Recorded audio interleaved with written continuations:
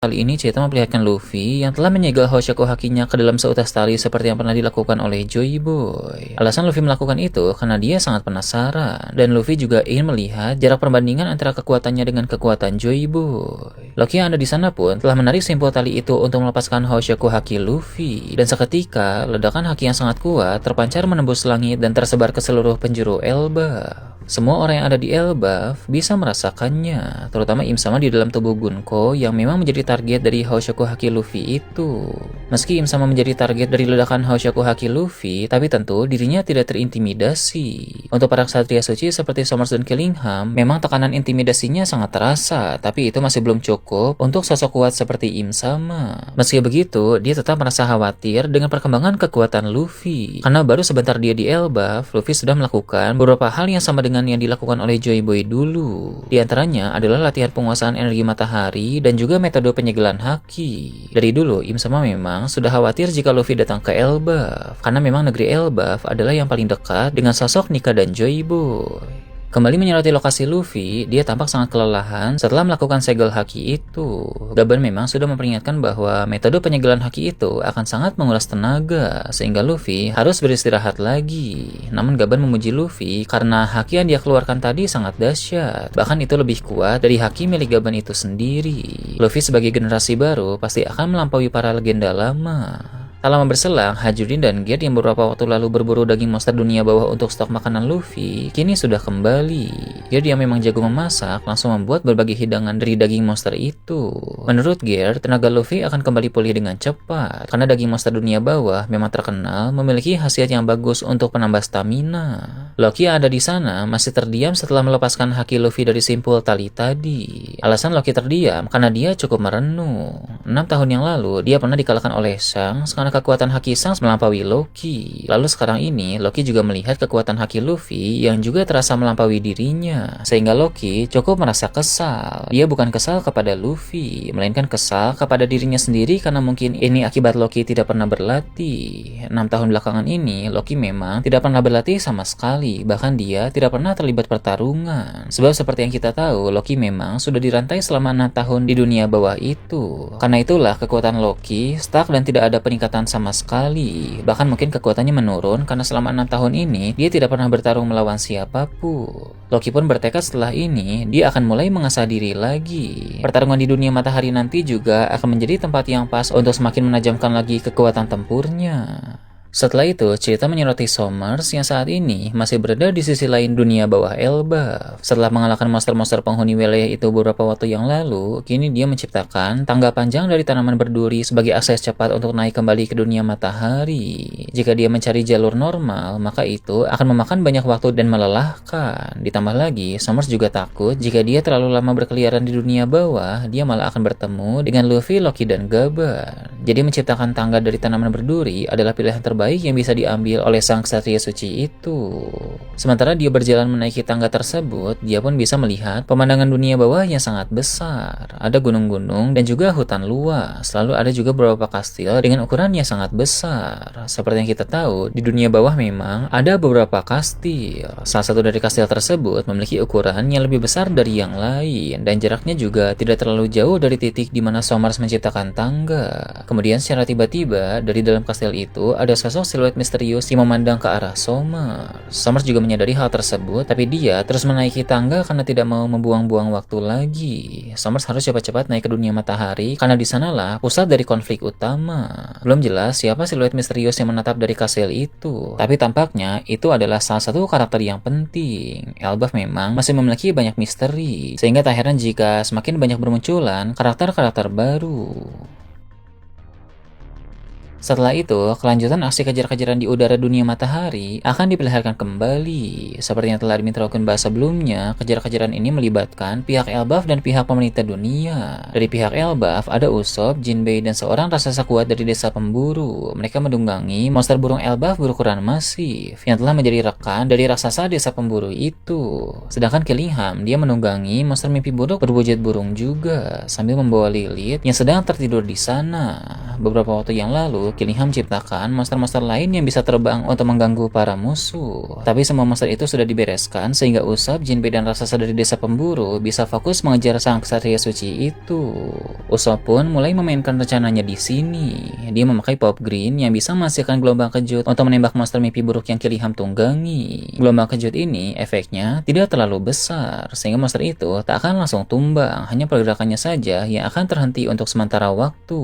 Dengan begitu, Lilith yang sedang tertidur karena pengaruh jurus Killingham di sana tetap akan aman sebab monster tersebut tidak akan jatuh. Pada saat gerakannya terhenti sementara, jarak antara monster Killingham dengan monster burung Elbaf menjadi semakin dekat. Jinbei pun segera melompat ke atas monster Killingham itu untuk langsung menyelamatkan Lilith. Killingham tentu tidak tinggal diam, tapi Usopp membantu Jinbei dari jarak jauh. Dia menembak dengan Pop Green yang menghasilkan akar kuat. Ukuran dari akar kuat ini tidak terlalu besar seperti sebelumnya, melainkan sesuai dengan ukuran tubuh Killingham. Akar dari Usopp itu pun melilit tubuh sang ksatria suci tersebut, sehingga mudah bagi Jinbei untuk menyelamatkan Lilith, lalu kemudian melompat kembali ke monster burung Elbaf.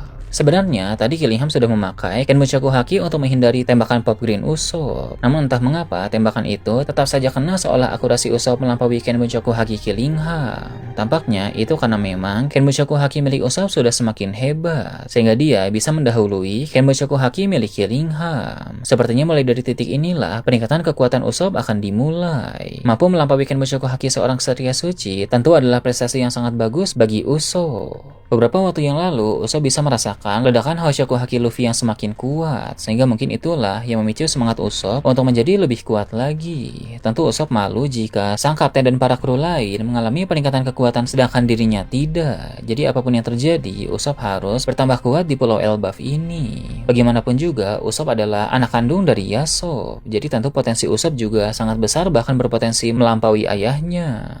Setelah Lilith berhasil diselamatkan dari cengkeraman Killingham, raksasa kuat dari desa pemburu segera memanah monster yang ditunggangi oleh Killingham. Monster itu pun seketika langsung tumbang, sebab panah yang dipakai oleh raksasa itu terbilang sangat kuat karena dilapisi dengan Bushichoku Haki yang terfokus. Killingham yang berada di atas monster itu pun ikut terjatuh, tapi tentu dia akan baik-baik saja berkat kemampuan regenerasi. Dia tampaknya masih kaget karena tadi Kenbunchaku Hakinya dilampaui oleh Kenbunchaku Haki Usopp. Sementara itu di area lain, ada Zoro yang ingin kembali ke tempat teman-temannya setelah dia sukses mengalahkan 3 raksasa iblis beberapa waktu yang lalu. Tapi Zoro bingung harus pergi ke arah mana, sehingga dia bergerak sembarangan dan akhirnya malah tersesat. Setelah berlari untuk sementara waktu, secara kebetulan sang pendekar pedang bajak laut topi jerami itu malah muncul di area tempat di mana Im Sama sedang melayang. Zoro dan Im Sama pun saling menatap dengan tajam. Zoro bisa merasakan aura kekuatan yang luar biasa dari Im Sama. Auranya begitu mengerikan, tapi Zoro tidak takut sama sekali. Nyali Zoro dan Luffy memang sama, mereka tidak pernah takut sekuat apapun musuhnya. Zoro berkata menarik sekali ketika dia ingin kembali ke tempat teman-temannya, tapi dia malah secara tidak sengaja datang ke lokasi pemimpin dari para musuh itu. Namun Zoro pun mulai menduga bahwa pergerakannya ke sini bukan karena dia tersesat, melainkan dia secara insting mengikuti aura kekuatan besar milik Im Sama, sehingga tak heran dia bisa datang ke area ini. Zoro pun langsung mengambil ancang-ancang untuk menyerang Im Sama, yang mana ketika Im Sama melihat itu, dia langsung menjadi cukup kesal.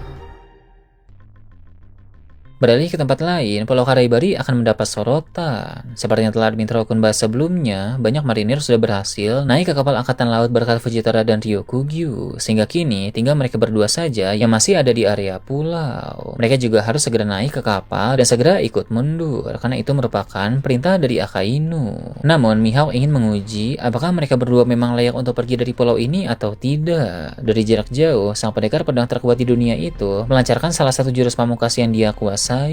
Ketika jurus itu dilepaskan, tercipta suatu tebasan yang sangat kuat dengan haki yang luar biasa melaju ke arah Fujitora dan Ryokugyu. Untuk menahan tebasan tersebut, dua admiral itu pun harus bekerja sama dengan teknik pertahanan terkuat mereka. Ryokugyu menciptakan beberapa pohon dengan batang yang sangat kokoh. Ini adalah pohon-pohon terkuat untuk menakis serangan besar. Tak sampai di sana saja, Fujitora juga bertindak. Dia melapisi pohon-pohon dari Ryokugyu itu dengan pelindung gravitasi. Ini akan membuat serangan musuh menjadi tertekan dan tertahan. Tebasan dari Mihawk pun menghantam pohon-pohon tersebut, lalu terjadi bentrokan yang sangat besar. Pertahanan gabungan dari Ryokugyu dan Fujitora bisa menangkis sekitar 70% dampak dari serangan Mihawk, lalu 30% sisanya melesat ke arah mereka berdua, sehingga mereka pun memakai pertahanan Bushiroku Haki tingkat tinggi. Walau hanya 30% saja, tapi dampak dari serangan Mihawk itu tetaplah luar biasa, sehingga meski sudah bertahan dengan Bushiroku Haki tingkat tinggi, dua admiral ini tetap terpental ke belakang dan mengalami luka yang cukup parah. Kemudian mereka berdua pun segera naik ke kapal angkatan laut.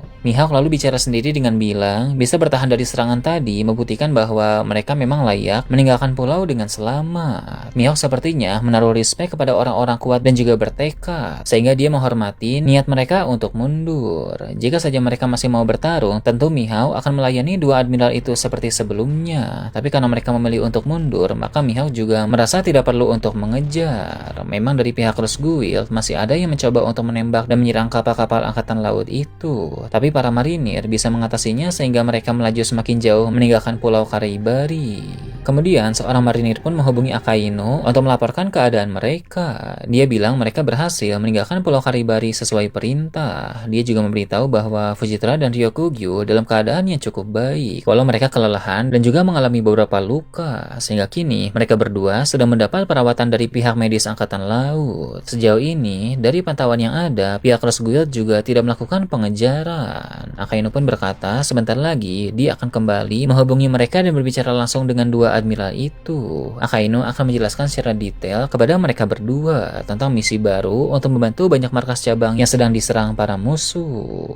Berpindah ke tempat lain yang jauh dari sana, Pulau Hachinosu juga akan diperlihatkan. Di area pelabuhan, selain duel Ben Beckman melawan Shiryu, ada pula pertarungan seru antara Lime Juice dan Katarina Devon. Keduanya sama-sama memakai berbagai serangan kuat masing-masing. Devon dalam mode Kitsune memperlihatkan kekuatan besar dan berbagai teknik yang menarik, sedangkan Lime Juice mengkombinasikan kemampuan haki dan senjatanya dengan sangat baik sehingga duel berlangsung dengan sengit. Tak lama setelah itu, Devon segera memasuki mode hybrid dan tampaknya dia bersiap memakai teknik-teknik serangan baru. Meski begitu, baik Devon maupun Lime Juice tampak sama-sama lelah, sehingga duel ini mungkin tidak akan lama lagi.